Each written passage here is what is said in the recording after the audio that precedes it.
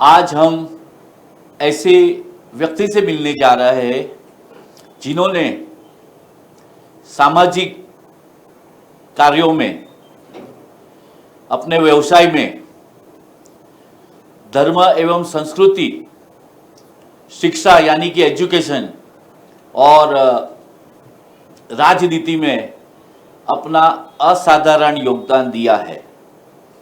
तो आइए मिलते हैं कमलेश भाई शाह से, जिनकी जो पर्सनालिटी है, जिसके लिए एक सुंदर शब्द हमारे हिंदी में है, बहुमुखी व्यक्तित्व, जिसको अंग्रेजी में हम कहते हैं वर्सेटाइल। तो जैसे आगे कहा, कमलेश भाई ने सामाजिक, धर्म, भारतीय संस्कृति, शिक्षा, व्यवसाय में अपना अद्भुत योगदान दिया है। तो आइए मिलते हैं कमलेश भाई से। कमलेश भाई, हम लोग धर्म से शुरुआत करते हैं। आप परम वैष्णव है और आपको श्रीनाथ जी बाबा में अपार श्रद्धा है, तो आप इसका विवरण दीजिए। जयेश भाई, बहुत बहुत धन्यवाद जो आपने आज मुझे स्टूडियो में बुलाया। देखिए, मेरा जन्म एक वैष्णव परिवार में हुआ, तो स्वाभाविक रूप से ही धार्मिक संस्कार तो बचपन से ही घर में मिलते हैं। घर में जिस प्रकार से सेवा पूजा होती है, मंदिरों में जाकर दर्शन करना, वो बचपन से ही हुआ। तो बचपन से ये जो चीज़ अपने संस्कार के रूप में मिली है, वो जीवन भर हमेशा साथ में रहती है, ऐसा मैं मानता हूँ। तो मैं भी मेरी तरफ से जितना धार्मिक कार्यक्रम जो होते हैं उसमें जो कुछ सहयोग कर सकता हूँ वो करने की मैंने कोशिश की है। उदाहरण के तौर पर मैं आपको बता सकता हूँ कि वैष्णव संप्रदाय के जो महाराज श्री होते हैं, जिससे हम बाबा श्री भी कहते हैं, तो उनका वचनामृत जैसे कार्यक्रम का आयोजन करना, कभी भजन संध्या जैसे कार्यक्रम का आयोजन करना, तो उस प्रकार के अनेक कार्यक्रम में मैं जुड़ा रहा और धर्म के क्षेत्र में जितना मुझसे हो सका उतना मैंने पिछले 35-40 साल में योगदान देने की कोशिश की है, और ये ईश्वर की कृपा से ही हो रहा है, ऐसा मैं पूरी ईमानदारी से आपसे कहता हूँ। सामाजिक कार्य में भी कमलेश जी आपका असाधारण योगदान रहा है और आप सतत ये क्षेत्र में कार्य कर रहे हैं, तो इसके बारे में जानकारी दीजिए। जयेश भाई, देखिए कि जैसे ही मैंने बचपन के शुरुआत के वर्षों की बात करूं, तो ये शायद 1970 का वर्ष था। शायद मैं 5वीं या 6वीं कक्षा में था, अभी स्मरण नहीं है। लेकिन पहली बार मुझे मेरे एक मित्र स्वर्गीय महेंद्र रावल जी आरएसएस की संघ की शाखा में लेके गए। संघ की शाखा में खेलकूद देखा, प्रार्थना देखी, देशभक्ति के गीत देखे, तो मैं उससे आकर्षित हुआ और मुझे वो अच्छा लगा। तो बचपन में पहले वहाँ संघ की शाखा में स्कूल में 3-4 साल तो हम लगातार जाते रहते थे।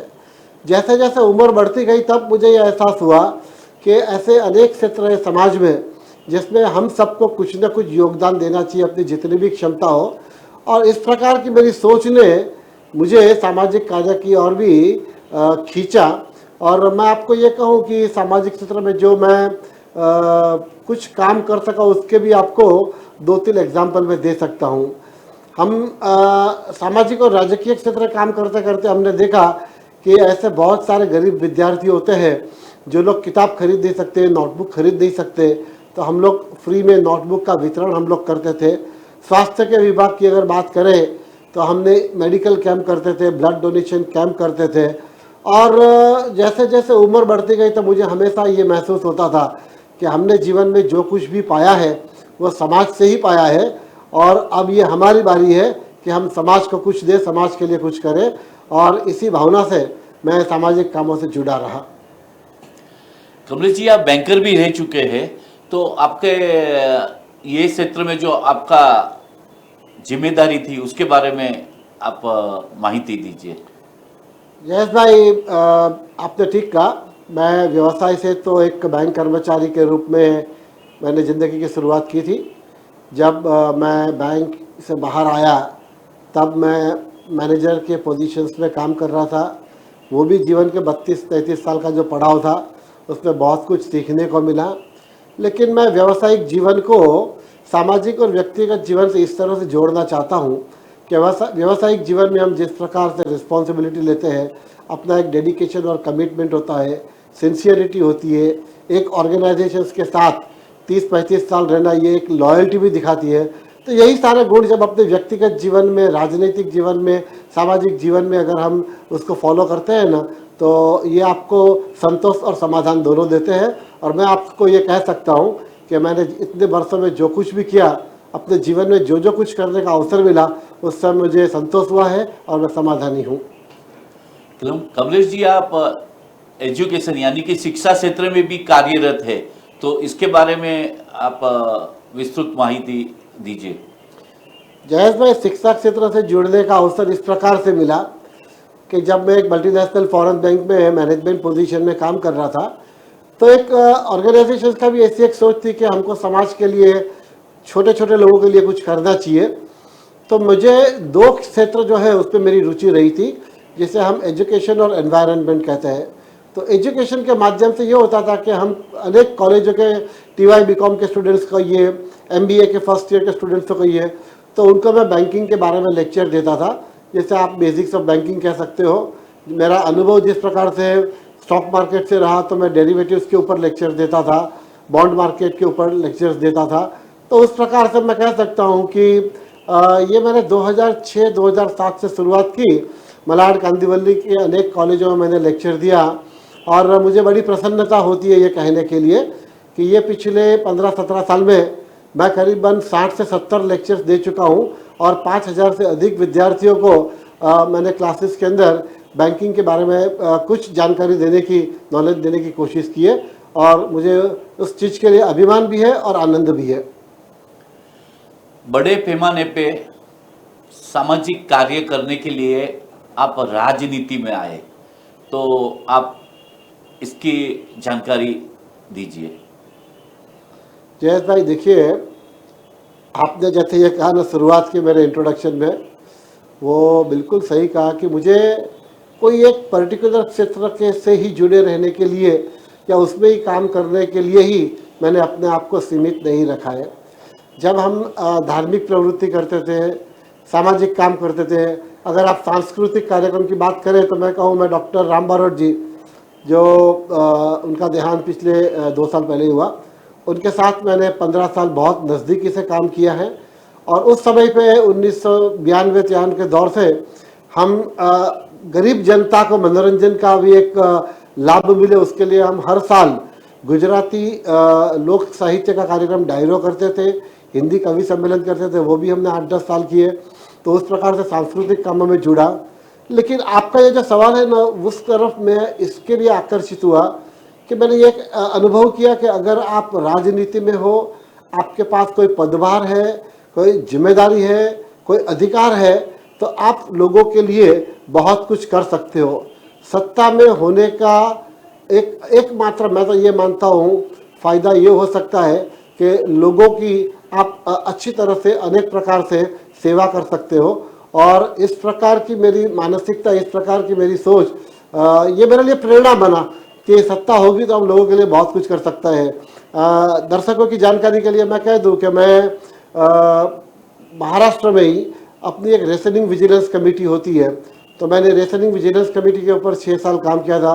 उस समय भी रेशन संबंधी अनेक समस्या लोगों की होती थी, तो मैं उनको मदद करने की मैंने कोशिश की थी और बहुत जिनको मैं सहाय कर सका।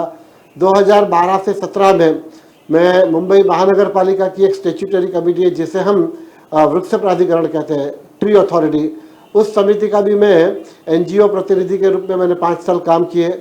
उस समय में भी हमने मैं जयेश भाई कह सकता हूँ कि 5000 से अधिक घरों में मैंने तुलसी के रोपों का वितरण किया। मुंबई और उसके आसपास के परिसरों में 5000 से भी अधिक पेड़ मैंने लगाए। तो इस प्रकार की सामाजिक कामों की रुचि, सांस्कृतिक कामों की रुचि मुझे राजनीति की ओर भी लेके गए और राजनीतिक क्षेत्र में काम करने से फायदा यही हुआ कि मैं काम बहुत अच्छी तरह से कर पाया। कमलेश भाई, जो विविध क्षेत्र में आपने योगदान दिया है और आपने BMC ट्री अथॉरिटी की बात की, तो क्या आप चुनाव की राजनीति में आना चाहेंगे? जयेश भाई, ये सवाल तो आपका अच्छा है, लेकिन मैं एक बात निश्चित रूप से आपको कहूँगा कि जो मैंने पिछले जीवन के 40-45 साल छोटे मोटे सामाजिक कार्यों में, सार्वजनिक जीवन में काम किया ना, तो वैसा तो विचार पहले कभी सोचा नहीं किया नहीं, क्योंकि मैं भी एक मध्यम वर्गीय नौकरी करने वाले परिवार में से आता हूँ, पारिवारिक जिम्मेदारियाँ भी होती है। और सच कहूँ तो न मैंने कभी इसके बारे में पहले कभी गंभीरता से सोचा है और ना ही कभी मेरे जीवन में ऐसे अवसर आए हैं। पर हाँ, आज मैं आपको ये कह सकता हूँ कि जीवन के इस पड़ाव में, इस उम्र में अगर मुझे राजनीति में चुनाव लड़ने का कोई अवसर मिला तो मैं निश्चित रूप से चुनाव लड़ूंगा, क्योंकि उसकी भी कल्पना यही है कि अगर मैं चुनकर आता हूँ, मेरे पास कोई अधिकार होते हैं, तो मैं अपने क्षेत्र के, अपने लोगों के विकास के लिए, उनके जीवन को बेहतर बनाने के लिए कुछ ना कुछ सहयोग और काम मैं कर पाऊंगा, ऐसा मुझे लगता है, ऐसा मेरा विश्वास भी है। हाँ, लेकिन निश्चित जैसे आपने सवाल किया, अवसर मिलेगा तो मैं निश्चित रूप से चुनाव की राजनीति में भी आऊँगा। कमलेश भाई का जन्मदिन आने वाले कुछ ही दिनों में आ रहा है, तो हमारे मालाड पश्चिम में डॉक्टर एवी मेहता द्वारा स्थापित मंदबुद्धि बच्चों की स्कूल है, जिसका नाम है BD Indian society for mentally challenge. हमारे दिव्यांग बच्चों ने बनाई गई बिग वंडर्स अगरबत्ती, जिसको हमारे डायरेक्टर डॉक्टर हेमलता धूत ने बढ़िया सा नाम दिया है सुगंधी प्रसाद, मैं हमारे बच्चों की ओर से कमलेश भाई को अर्पण करता हूं। बहुत बहुत धन्यवाद जयेश भाई, थैंक यू वेरी मच। और जैसे कि आगे कहा, जो हमारे एक संकल्प सिद्ध फाउंडेशन का एक न्यूज़लेटर है संकल्प, वो भी मैं कमलेश भाई को अर्पण करता हूं। धन्यवाद, थैंक यू। आपका विविध क्षेत्र में जो योगदान है उसके बारे में आपने दर्शकों को बढ़िया जानकारी दी, और आप राजनीति में चुनाव लड़ते हैं और सफलता प्राप्त करें, ऐसी आपको हमारे सभी चाहकों की ओर से आपको शुभकामना देता हूं। बहुत बहुत धन्यवाद जयेश भाई, मैं आपका आभारी हूँ।